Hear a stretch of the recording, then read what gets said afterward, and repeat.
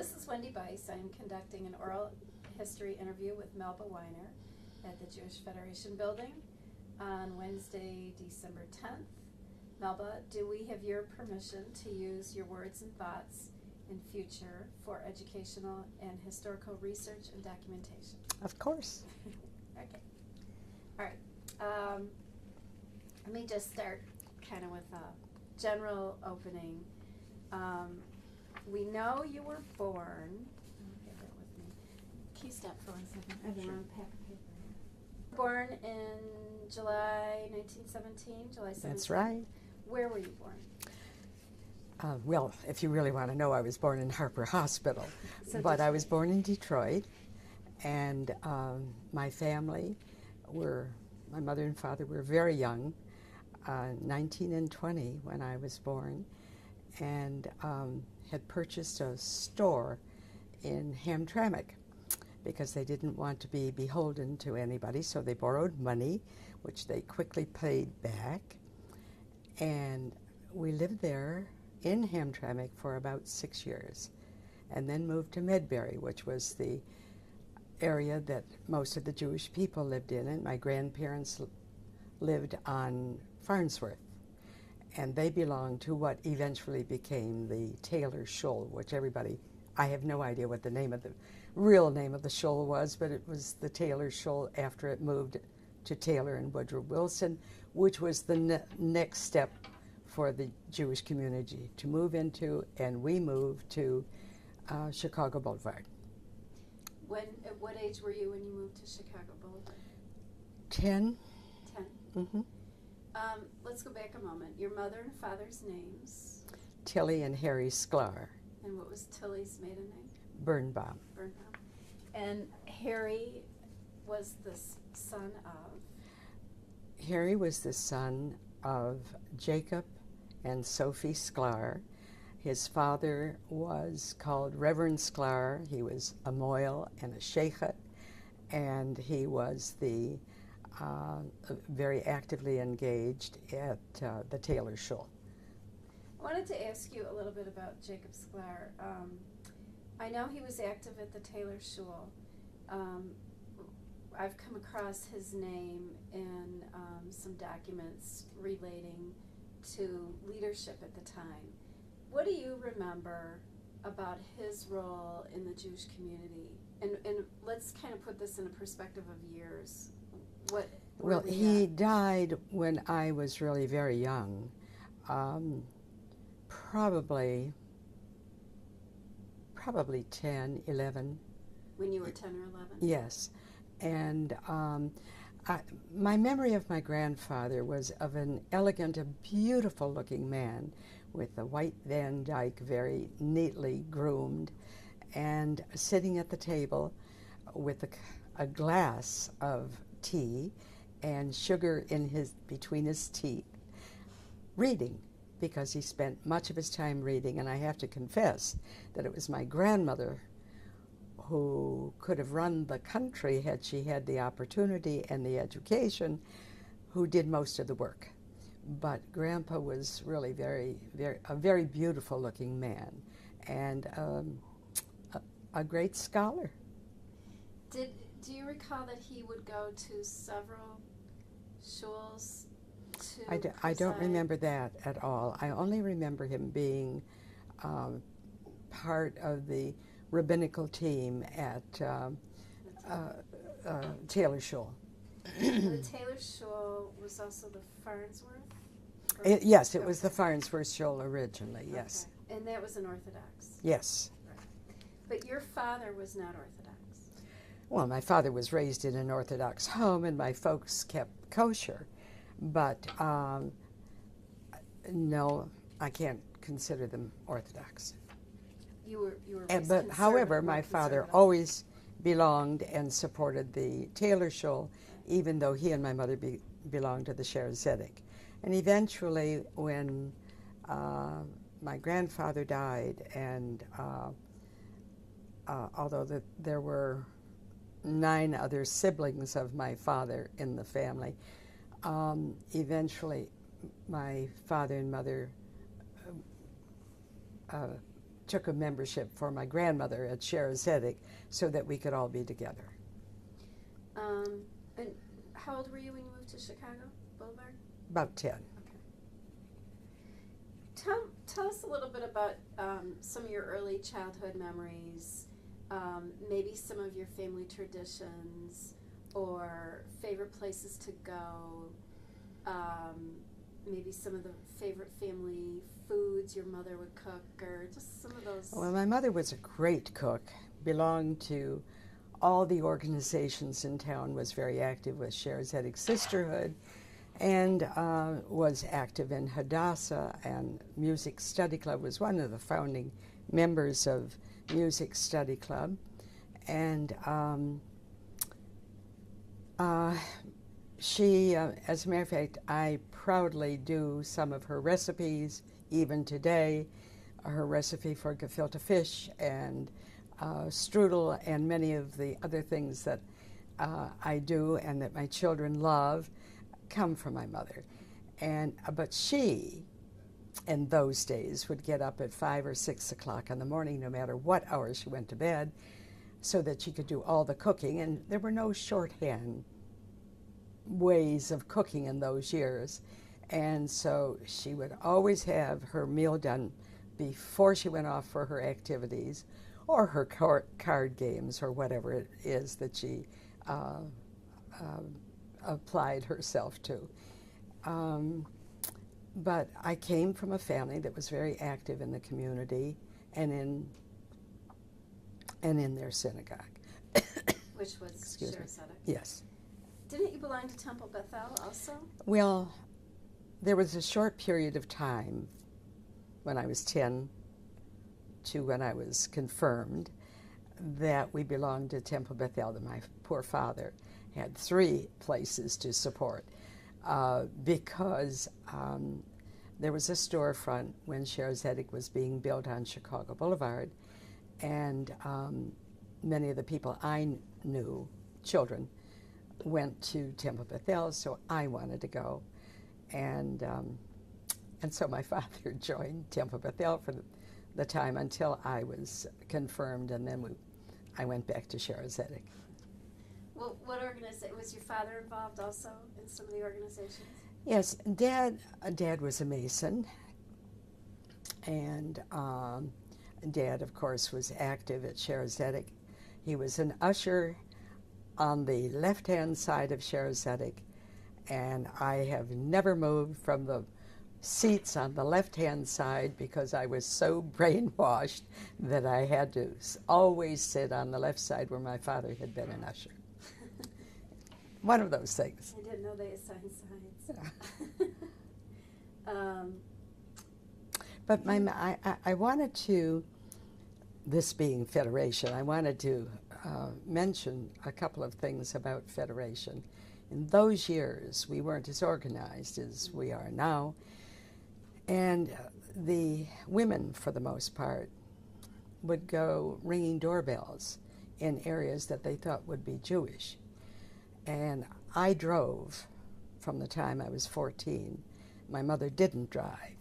And so I would drive her for her to ring doorbells. And we would go east of 12th Street to some of the apartments, and Mother would ring the doorbell. And my most vivid recollection was of one time when we went, I have no idea, I don't remember the name of the street, but we went to an apartment and she rang the doorbell, and it turned out to be a basement apartment.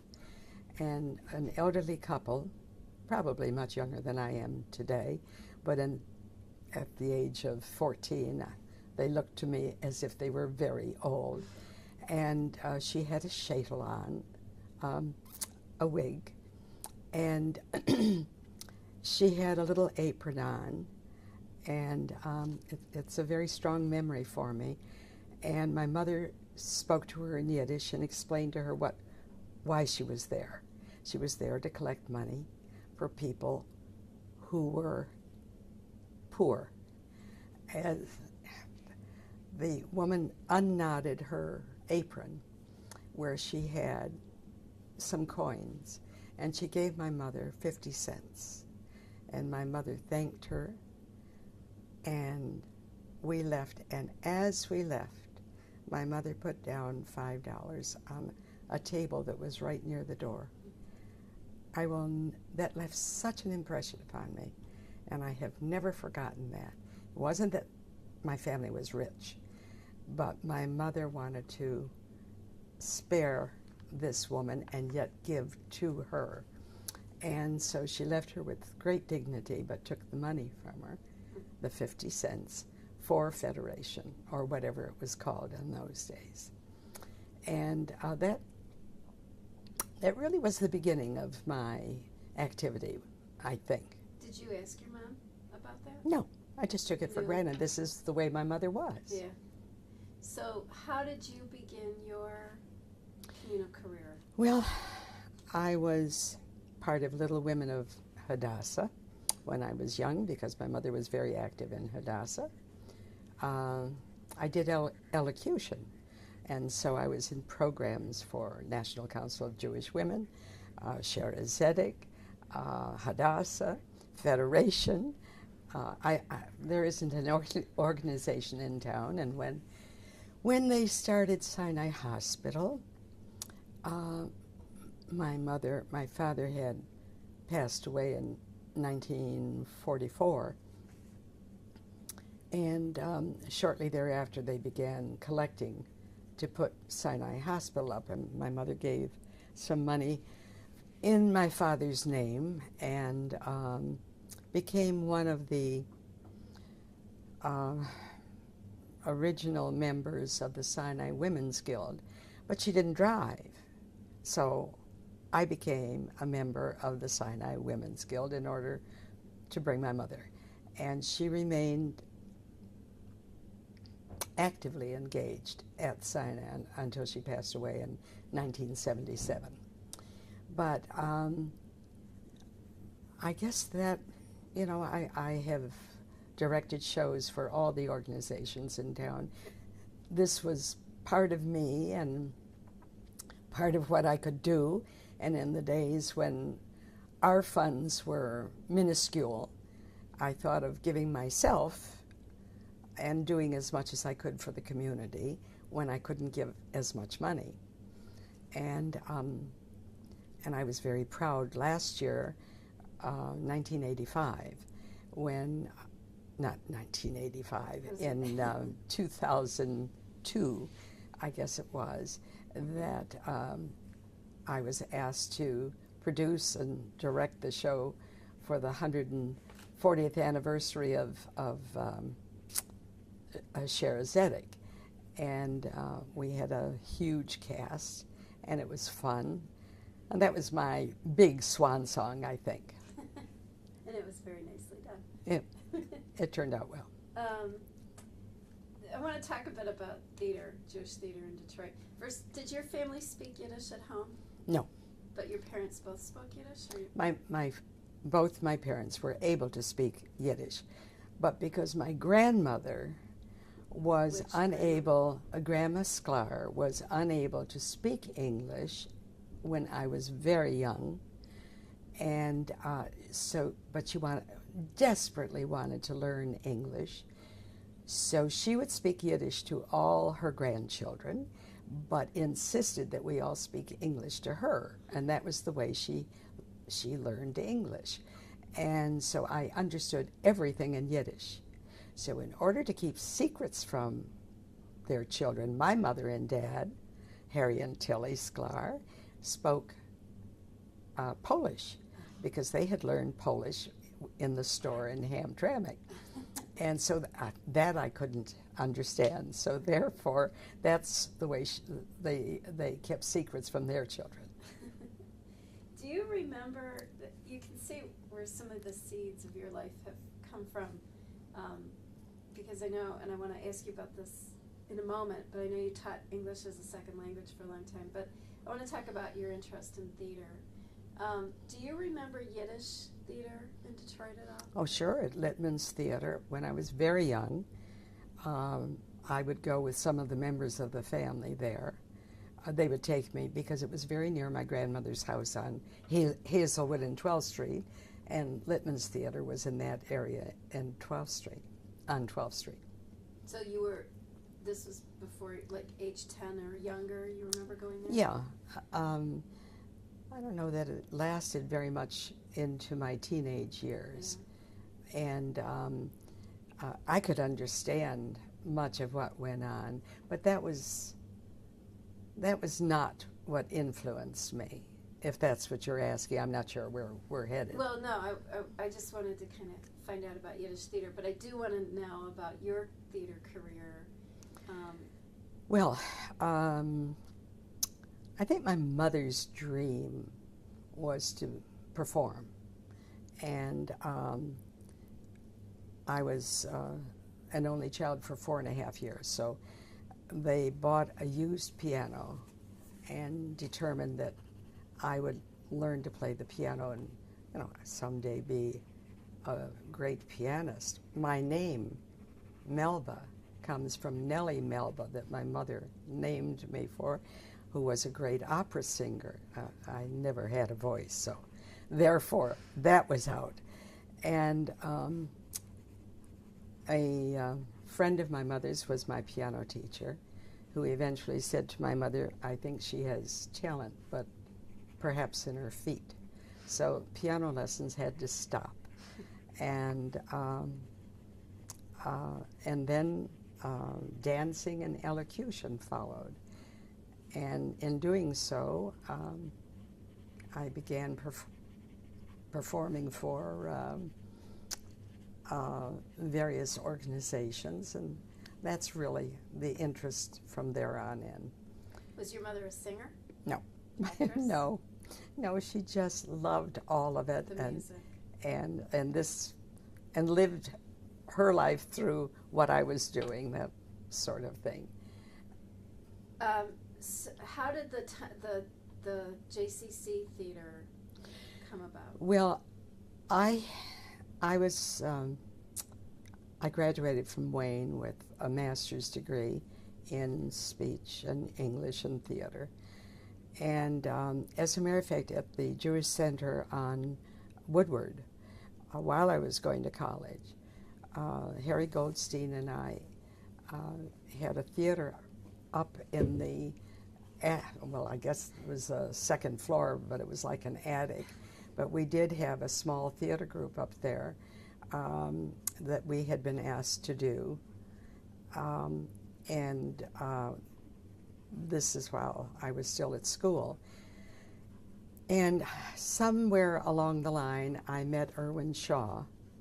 And when they were building the Myers Center many years later, and I had been involved in theater all these many years, doing professional and also amateur theater, non-professional, community theater, I should call it. And Irwin called and said that if I could get a group of Jewish people together who wanted to act and could develop a theater group, he thought he could get the money to build a theater on the newly built Jewish Community Center at Myers and Curtis. And I managed to get a group of Jewish actors and actresses together, salvaged from many groups that were becoming unwound, temple players, people that I knew from Wayne who had really been very good, but went on to other careers. And we formed what we then called Center Theater in our living room. And it was there for a couple, yes, my husband and I, Sidney and I, formed the group. And then we began meeting on Davison, what became a center briefly on Davison. And then they hired a director from New York, and we had Center Theater, and it moved after Irwin, true to his word, had gotten enough money together from the Aaron DeRoy Fund to build a theater. And it was a jewel in the community. And it still is. It's there now. The theater. The theater. The structure. Oh, the whole thing. Just wonderful acoustics and a lovely stage. And we managed to get enough money together to use some rooms nearby for dressing rooms. There was room beneath to build sets, and we had a trap door to bring the sets up. It was really a lovely thing. And as we became more and more successful, we got a light board and lights. It was a wonderful thing, and I think it lasted for about 17 to 20 years. I'm not sure. What year Well, it ended when we moved to Maple. What about what year did it all begin, do you think? Oh, I know when it began. In our living room, it began in 1955. My children were very young then. And as a matter of fact, that's how their careers started, because they all were put in the plays. And your children are now, I have three children. Susan, who lives in Chicago, she started out in theater, but then became a big business lady. And Harry, who is a movie director in Los Angeles, and Jan, who was an actress and then became a producer of television commercials, and then became the chauffeur for three boys, her sons, and married a sound man, David Kirshner, who does sound for movies. Do you have any particular memories of a particular play or group of actors and actresses that you worked with that are just really memorable from those days? Oh, many of them have become very close friends, and the plays, well, there was a young man who was having problems, but we didn't know that, nor did the center know it, and I'm talking about the Myers Center now, Myers Curtis, and we had probably one of the most exquisite sets. It was for Flowering Peach, and I don't think I will ever forget that. It was an exquisite set. We had never done anything quite so beautiful and so complex. And Sid and I got a call, and our opening night was to be on a Sunday, and we got a call in the middle of the night that the set was on fire. And we rushed to the center, as did everybody that ever worked at the center, and our set was destroyed. This young man, they discovered, for whatever reason, we never did find out. However, not to be discouraged, there was the big all-purpose room across the hall, and that show went on that night with a makeshift set and with performance, and everybody, of course, applauded the energy and the desire for this cast to perform no matter what happened. I remember that. Who are some of the pioneers with Center Theater with you? Well, Ruth and Leo Seligson were, she was an actress, and he helped build the sets.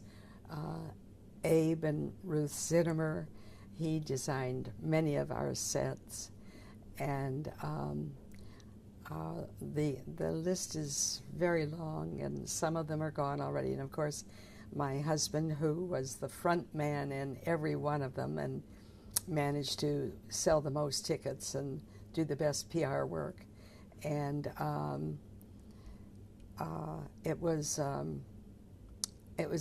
remember that we would wind up, all the men worked, all the women were very busy with young children, and we all had to be up at 6:30, 7 o'clock in the morning, but we would wind up at Darby's at 11 o'clock at night after the center closed and after we had put everything away or designed the costumes and whatever it was we were doing.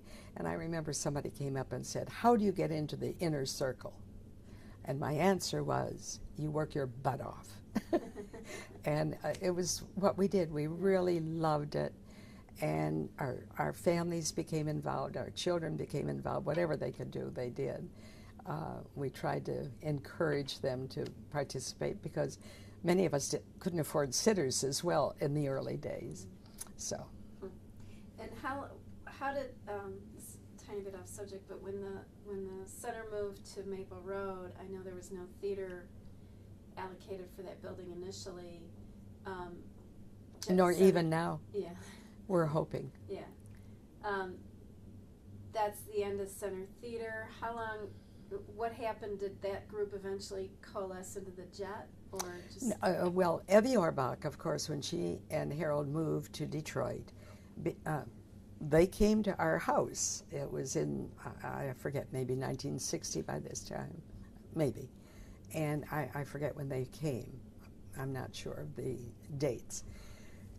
But Evie worked with us at Center Theatre, and she acted, she directed, and her dream was to have a theater. And it took a long time for her to develop Jet Theatre, but they, I think, have celebrated 14 years, I think, now. Okay. Over the years, who do you remember is important community leaders in the Detroit community that have influenced who you've become? Well, I think Irwin Shaw was probably the greatest influence on me because he offered me the greatest opportunities to grow. I told you about Center Theatre. Then he called and he said in 1972, I believe it was. 1971, actually. 1971. You led right into my next question. Okay. And he called and he said, you know, there are Russian emigres coming into this community, and they should not have to go down to the International Institute. They're Jewish. They should be at the Jewish Community Center. And to learn English. To learn English. Well, they should come. They should be a participant in Jewish activities or Jewish orientation, culture, tradition. But most of them knew nothing, had never had any opportunity to be part of it. And so he said, I want you to formulate an English language program. Now, I was an English teacher at Wayne University. It was Wayne in those days, not Wayne State. I was a theater person, but I had never taught English as a second language. I didn't know how to go about it, and I told him that, and he said, okay, we'll get people in. So he called in a woman who taught in Los Angeles, and he called a woman in who taught in New York. Now, we had no idea who these people were that were coming in, and they lectured the people that I had brought in who would be the teachers, people that I knew who were school teachers and retired or whatever, or people who just wanted to do this kind of thing. And they lectured to us, and from that we formulated a plan to teach English as a second language. And we didn't realize that they were teaching uneducated people who were from different cultures, who had never had the opportunity for any kind of an education. So the first one that I interviewed, across a table in a very big room, and we were told, find out what numbers they know, how they are able to multiply or add or whatever, and then you'll know how much English they know. And from there you can develop an English as a second language program. And so I asked this young man who was sitting across from me to please fill out this form. And he looked at it and he shoved it back at me and he said, "Madame." Immediately I wanted to fall through the floor. He said, "I have the largest coin collection in all of the Soviet Union and Europe.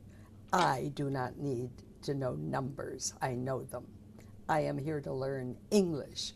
Well, he was speaking to me in English, and we quickly threw out all that we had learned from these two women and had to develop a program that would introduce highly educated people who simply did not know English for the most part. And they were very didactic too. They wanted to know rules. Well, if you know grammar, English grammar, it is filled with rules that need to be thrown out and redone. Well, it was a wonderful, wonderful time, and the program ran for many years. And it is still run, I think, by the Ferndale schools. Yeah, the Ferndale schools took it over when there were very few Russian immigrants coming in. Very few of them came in after a while.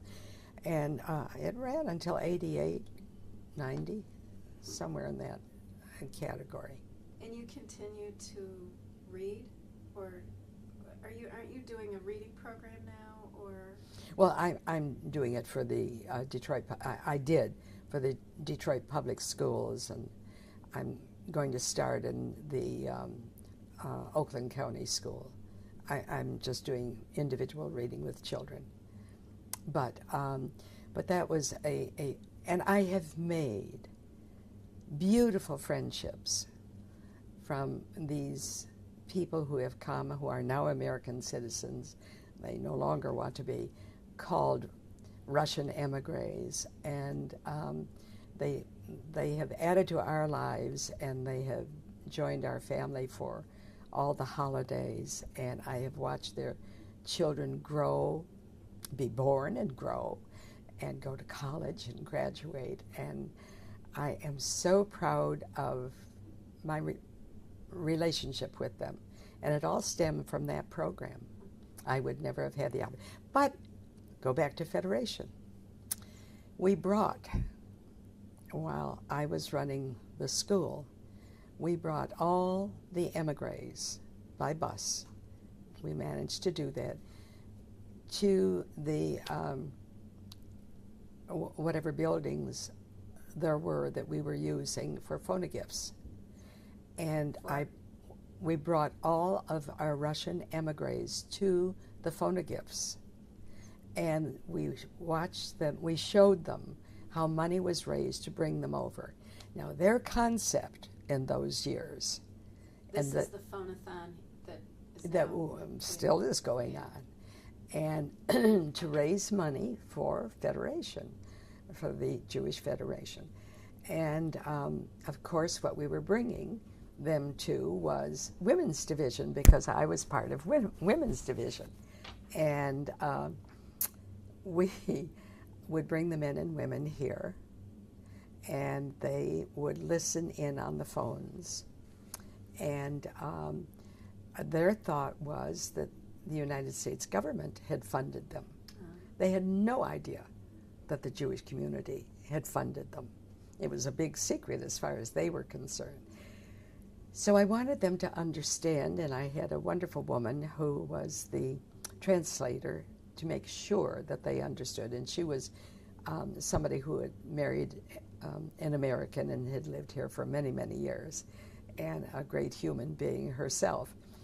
And they would meet all the leadership, the various women's division presidents and leadership of telethon. Well, one man said to me, "Why only women? And why no men?" And I explained to him that being a woman, I was bringing him to the women's division, but that there was a men's division, and that it was in the daytime that we were coming here, and the men got on the phone at night, and because school didn't go on at night, it had to be the daytime. Well, he was hardly satisfied with my answer, but at any rate, he was very willing to listen to women. This was not his thing. But we did a lot trying to introduce the Jewish way to them. I brought them to the various temples and synagogues for Sukkot, and for which they loved, and they marched around the shul for Simchas Torah. They knew nothing of this in those years, nothing. And it was a wonderful thing. The other thing, when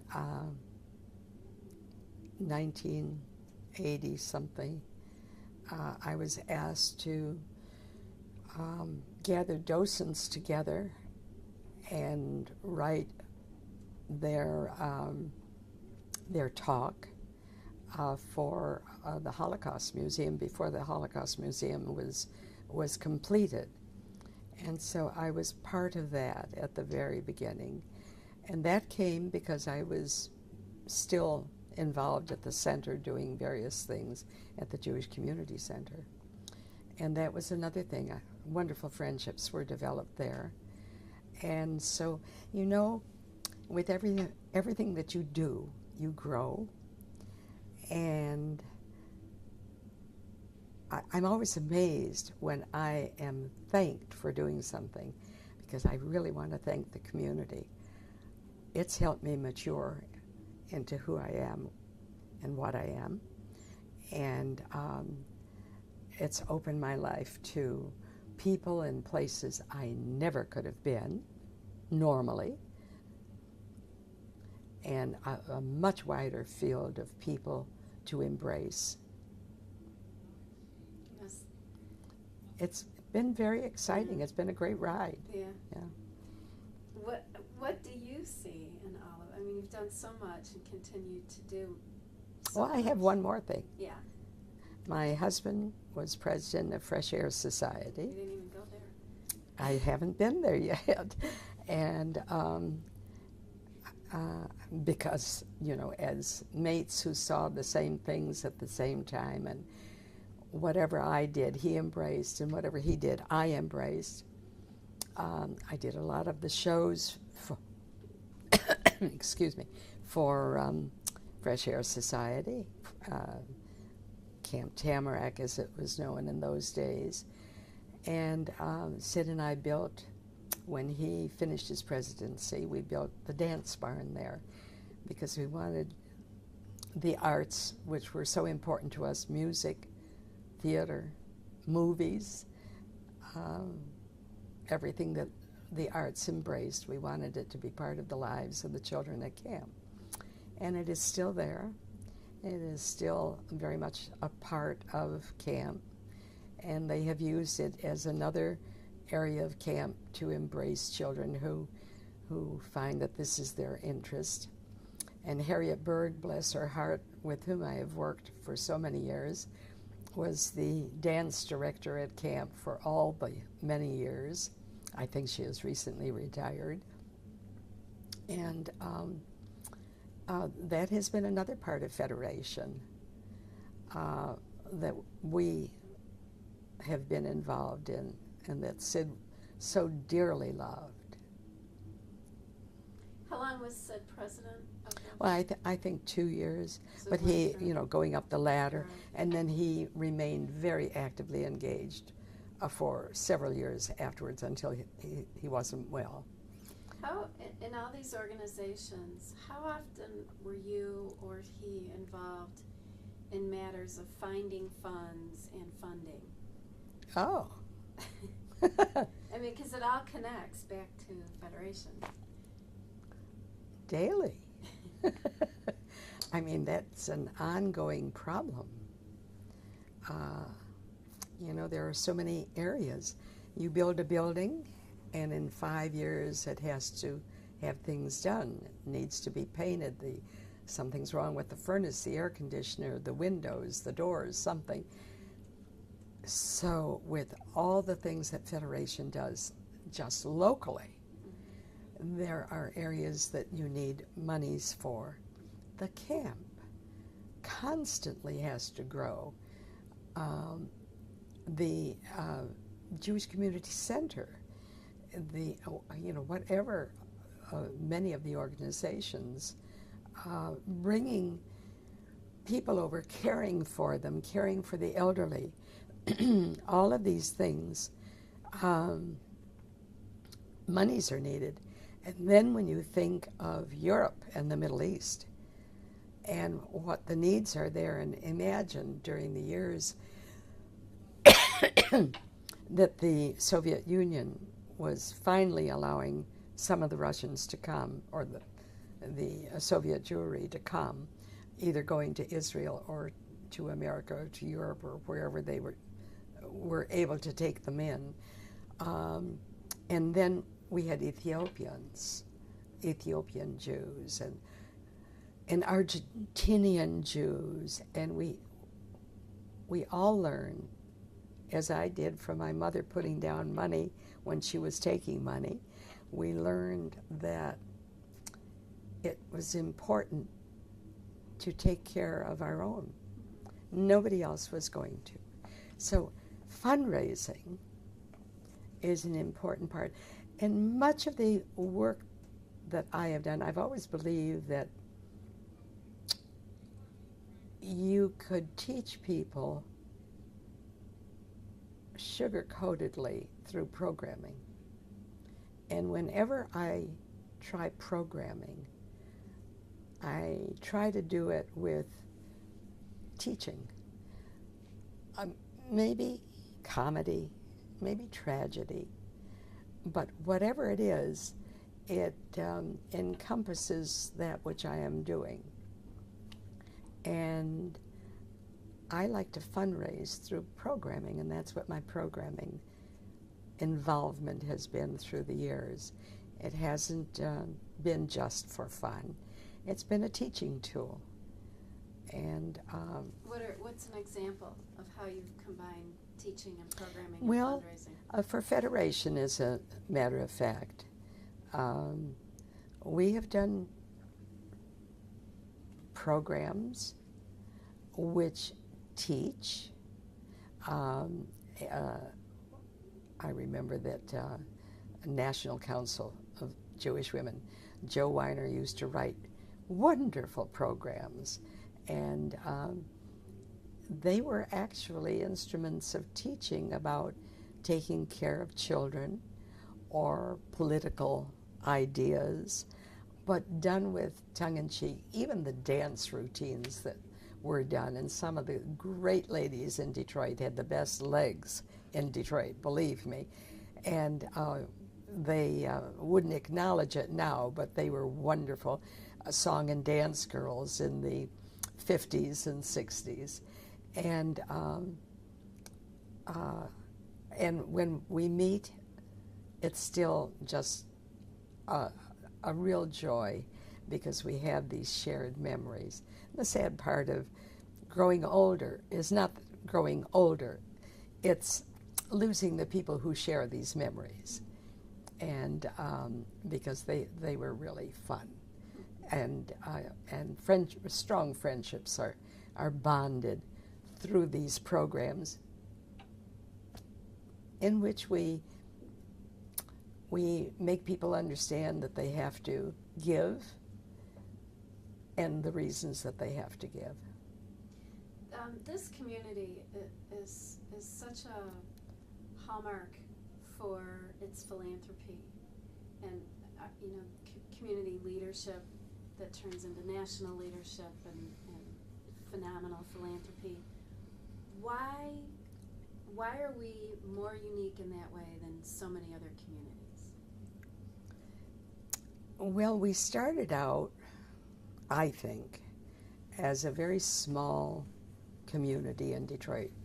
We all lived in the same areas. We all bonded. We all were taught, really,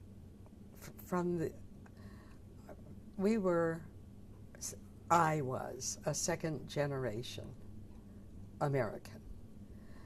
My mother was 1 year old when she came here, so I have to consider her really an American born.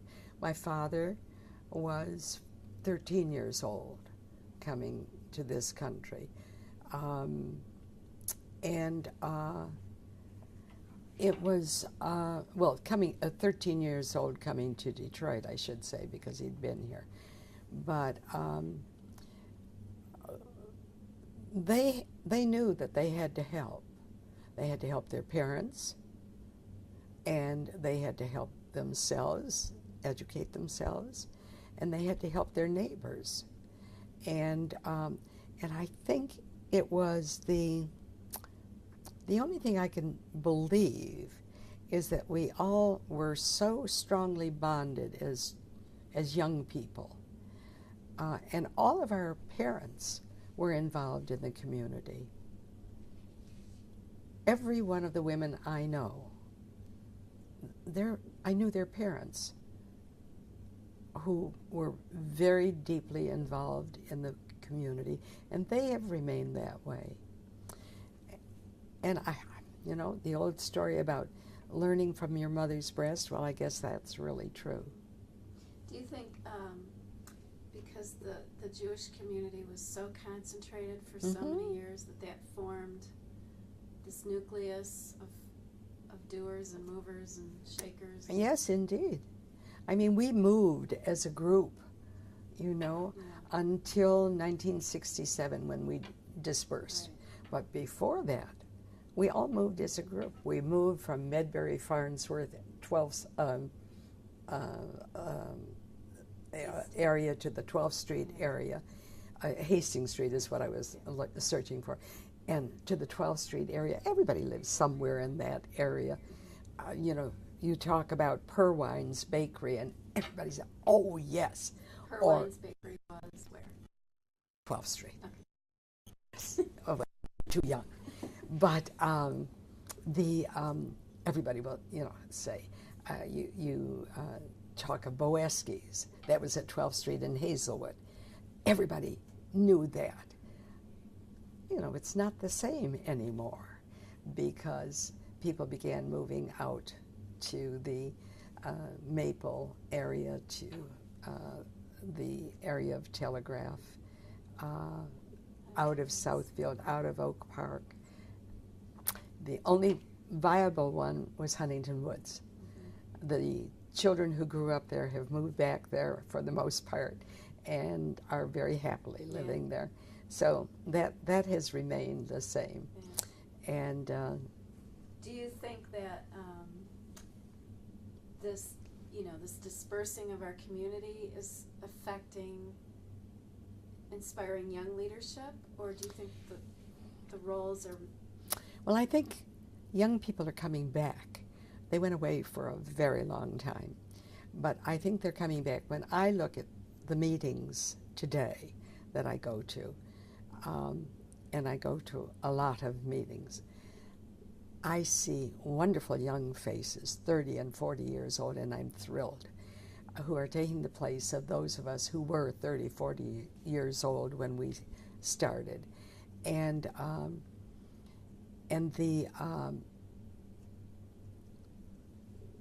the young people are just in the last few years coming back into the fold.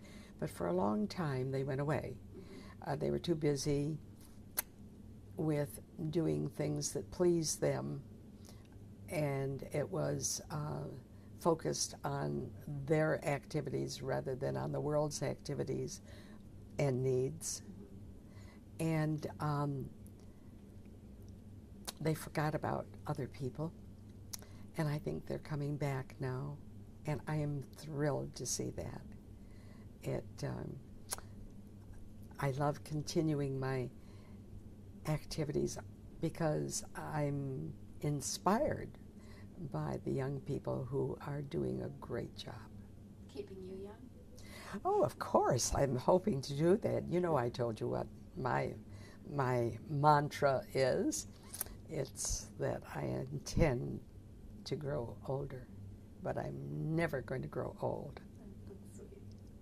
How has the role of women as volunteers changed, and what are you seeing evolve now? Well, I'm finding some coming back, even those who have gone into the work area. A lot of the evening meetings are involved with women and men who are coming back and doing, and I say again, it's the young people that are coming back into the areas of philanthropy and understanding the needs and understanding their own need for connection with Judaism culturally, traditionally, and tradition has a lot to do with giving of oneself and taking care of the needs of others. And look how many people are studying Hebrew again, and how many people who are perhaps in the Reform movement or Reconstructionists, but are taking classes from Orthodox rabbis. Very interesting. And so I do feel that there's a coming back into the fold, or whatever one wants to call it. Not necessarily that they know that they're doing that, but it's just that they find they want to make time for that too. Okay. We're going to jump back in time a little bit to the 60s. What year were you and Sid married? 1940. 1940, and then he went off to tour shortly thereafter. 43, he was in the Army.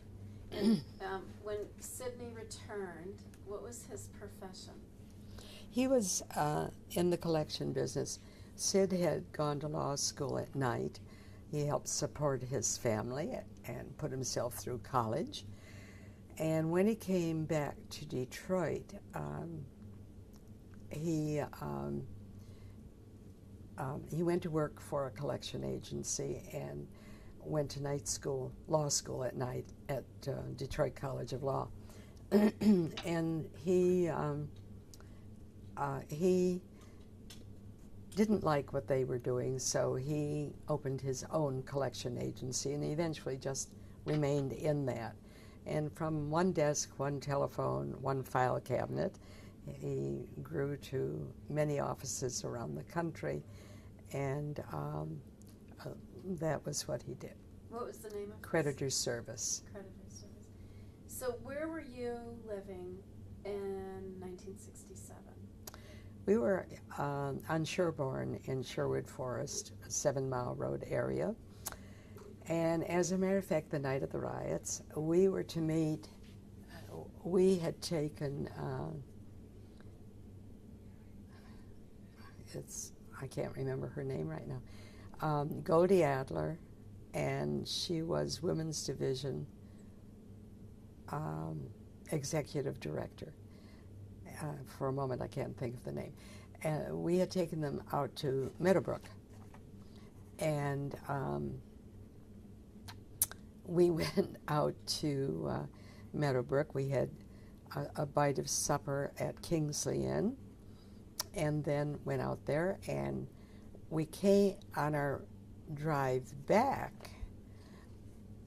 There were no cars, but a lot of police cars on Woodward. And we were amazed. And we stopped. We were to meet another couple at Kingsley Inn. And when we got there, they had left a message to call them. And we called, and they said, "Get home. There's been a riot." And we couldn't believe it. Well, we got the 2 women home safely, and we got home, driving down Woodward and through Palmer Woods, Palmer Park. And our neighbor was there with a hose, hosing our house and his, because the hardware store on Livernois had been blown up. And we were 2 blocks away, but all the ash was all over the place, and our lawn was covered with it. And it was a very frightening time. We had Where were your kids? our kids were home. I mean, and our neighbor was screaming at us, "Where have you been?" And we of course gathered. Many of our neighbors across the street and so forth who were alone in their house came over to our house, and for the next few days I was feeding a lot of people. It was very frightening, and of course then what happened was the exodus from Detroit of many of our Jewish people. They moved out Southfield and then West Bloomfield and Birmingham and all the areas, and that began the disbursement of our Jewish community, and we no longer, many of them who brought their children up in the suburbs, and the children no longer had a place to walk to like we did. My children could walk to their school, could walk to the library, could walk to the drugstore, which was a block away, or the bank, or a bookstore, and we had all of these things at Livernois and 7 Mile Road available. And children had to be driven everywhere, and mothers began to be very busy being chauffeurs. And we remained in our area until 1977, when Sid said, "You know, it's very lonely here." The drugstore had closed, the bookstores were closed, the hardware store no longer existed. Grinnell's piano, where they had burst in and taken musical instruments out, no longer was there. And he said, "All of our friends have moved away." And we were waving the flag, you know, hoping that people would come back to Detroit. But we finally moved out into the suburbs in 1977. How did the riots affect Sid's business? Or did it? No, it didn't. It didn't really. Did he As a ever- matter of fact, more people owed money to doctors and hospitals and so forth. He was very busy during those So years. he didn't have a business right in the He was on 7 Mile Road, but up near Myers, which was not as badly affected as the other neighborhood was. It was affected, but not as badly. New subject. Yes. I know you've traveled a lot. I know you have a hobby of when you travel, you find synagogues. Talk about some of those memories you have and where you've been. Well, my most recent one, my daughter suggested shortly after Sid passed away, that he passed away in April, and the next year in October she said, "Let's take a trip." And she suggested Spain, where neither one of us had ever been. And so, of course, we went to Spain. And we went to every synagogue in every city that we went to, and we found cities that we didn't even know about had synagogues. But it was a very exciting venture because, just to mention two, in Madrid, we finally found the synagogue, which was on a side street in what was called the old section. And we were in what was called, I guess, the new section of Madrid, where all the art museums are and so forth. And we had a cab take us, and he couldn't get down this narrow little street. There were cars parked on one side, and you could barely walk on the bricked street. He pointed to us out to us where the synagogue was. And there was two policemen, a Spanish policeman out in front with great big guns, I don't know what they were, slung over their shoulders, one on one side of the street and one on the other. And it was kind of like, it looked like a two-story apartment building might look, flat-fronted right on the street with one step up to the doorway. So I went and I asked permission of the policeman. He told me to go ahead, and I rang the doorbell, and I kept ringing it, and eventually someone through a little peephole spoke to me, and I told him who I was and why I wanted to be there, and that I was a Hadassah member, and I was a member of Federation of Detroit, Michigan, and that I was Jewish, and I was with my daughter, and I went on into this long story. And he opened the door a crack, and he said, "I'm very busy." I said, "I won't take much time, but we're leaving tomorrow," which we were. And I said, I really would love to see your synagogue, and I would love to leave a contribution. Ho, ho. That got me in. And I went in, and he was very quick to tell me that there were 1,500 Jews left in all of Spain. That's what he said. I have no idea whether.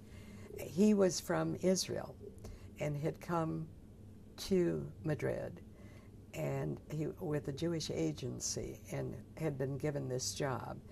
He was Jewish, and he took us upstairs, and I asked whether there were services. "Oh, yes," he said. And I said, "Well, how many come to services? When do you have them?" "Friday night." And I said, "Well, how many people come?" "Oh, 50, 60 people." I didn't really think so, but that's what he said. And there was a box, and I did leave a contribution in the box. He really shuffled us off to Buffalo. He didn't let us stay very long. But at least it gave us a little feeling of what the building was like. And he said all the other synagogues, the great synagogue, was gone. And then... was this fairly simple inside? Very. The first floor was just offices on one side, cubby holes with glass fronts. The windows were blocked. The street side windows were blocked on the inside. And there was a library. There was an ark on the second floor.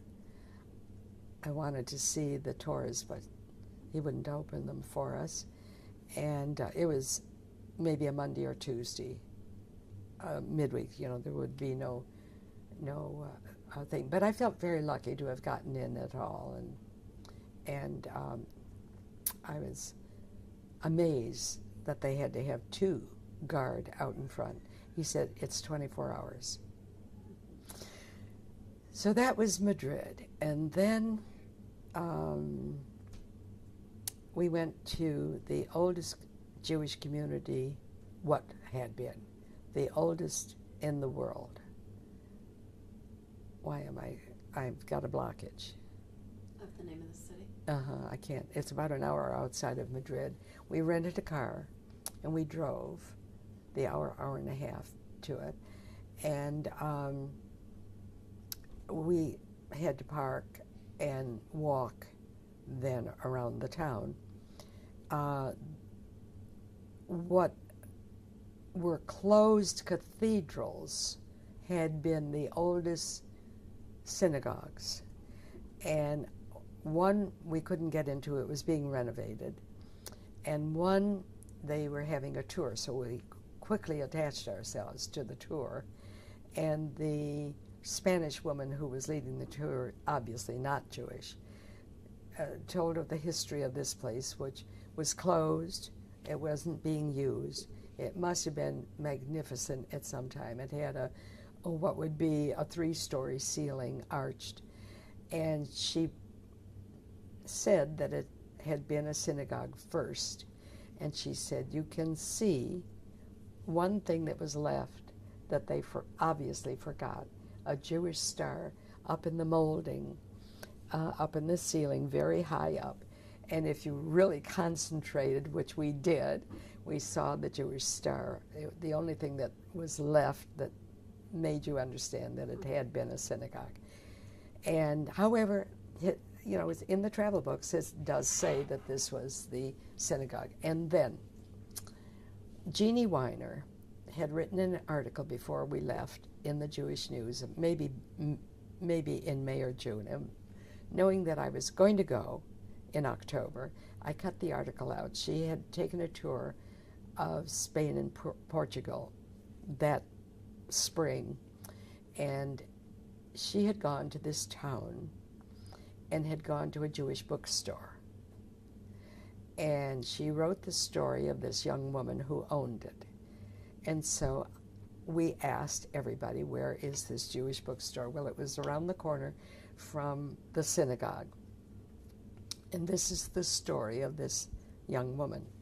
In her household, she was maybe late 30s at this point. In her household, in Spain, she'd been raised as a Catholic, but they were doing, every Friday night, her mother lit candles, but she had no idea why.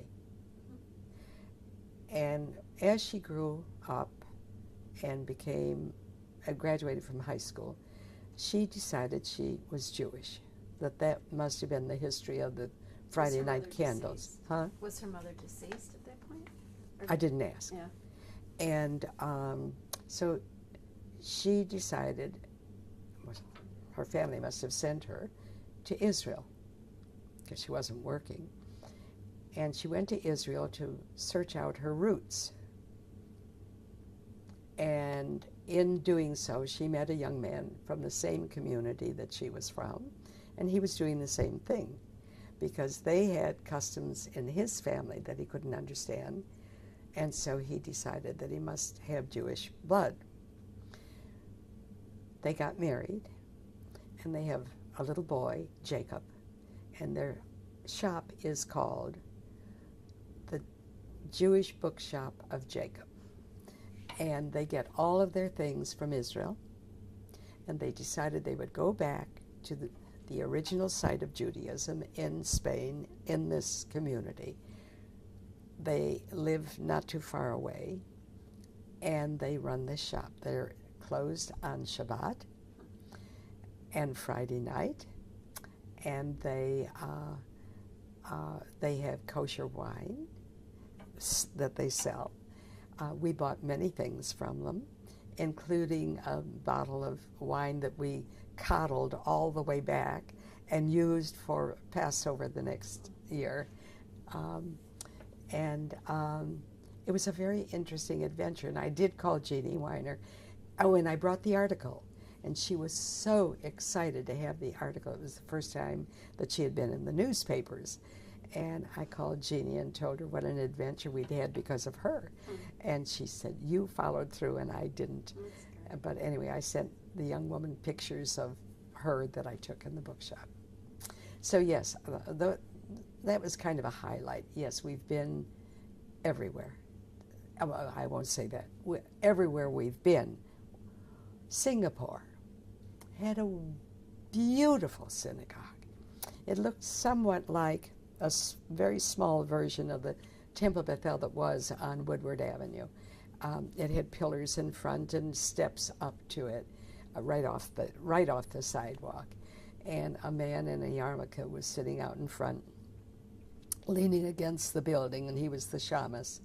And he let us in, and there was a plaque on the wall before you entered the synagogue, a beautifully done plaque, which told of all the people who had contributed to the synagogue. You know, it made you feel right at home because they were fundraisers too. And the first thing in front of you as you entered the sanctuary was a box for you to put money in. However, the man said that he had very poor eyesight, and he had to have an operation.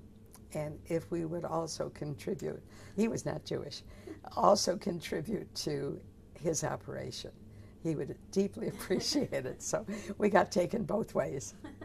But very interesting when when you decide to do certain things in certain communities. There was a synagogue in Tokyo that we managed to get to, and when we went there. So we've had some very special kind of excitement. What do you when you travel the world and you find these synagogues and meet the people, what do you walk away with? The sameness of I went to Egypt, and I went to the big synagogue in Cairo, where nobody comes. It is huge. It is gorgeous, but they have very few Jews left, and nobody comes. But the year I was there was when the Israelis opened their embassy, and they were just in the process, and we were going to leave like 2 days later. And I went to the embassy where the boxes were out on the street and in the foyer, and I begged them to come in, and I said, I'm a good Jewish mother, I'll help you clean, and I'll help you, but they wouldn't let us in. But they were just darling. It was the first time I'd ever seen a very handsome, maybe 25-year-old Israeli in a suit and tie. You normally don't see them so formally dressed, but he was representing the embassy, and so he came. So they were going to have Purim in the old synagogue, and I have to say, we purchased 3 books at the synagogue. We gave a donation, and they gave us, nobody uses it. And all these sitters were there, one in French, one in Egyptian, and one in English. And we took the 3. They're small, maybe 8 inches by 4 inches. And they were lovely, and I have them at home. But as a matter of fact, Larry Jacquier was collecting these, and he had never been there, so I gave him one that I had brought back. But the Jews, when they have the opportunity, are the same. And it is hard to believe because of the language, customs, perhaps the clothing, the experiences might be a little different, but there is so much sameness, and it is very exciting when you have those. I said I feel very lucky. I've had experiences to meet them and people who live near or by them or with them who are not Jewish, and it's very interesting to be part of that world. And I went to Seeds of Peace Monday night. I have to close with that. Seeds of Peace. I have supported it for the last 6 years. And I dream and pray and hope that, because I'm an old teacher, that children will lead the way. And if we teach tolerance, and if we educate a lack of hate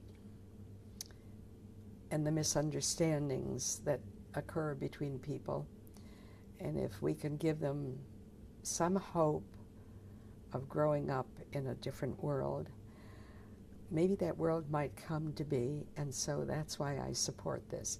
It was Perez was there, and an Arab men, both of whom received citations, and Carl Levin also received one. There were over 600 people there, more Arabs and Muslims than there were Jewish people, but there was a mixture. And it's good to see a room that can hold 600 people peaceably, beautifully groomed, talking to each other, and breaking bread together. So maybe, who knows? Not my lifetime, but I'm hoping these kids who address themselves so beautifully that night, and have every time I've been to one of these affairs, I'm hoping that this will bring Israel some peace. Amen. Amen.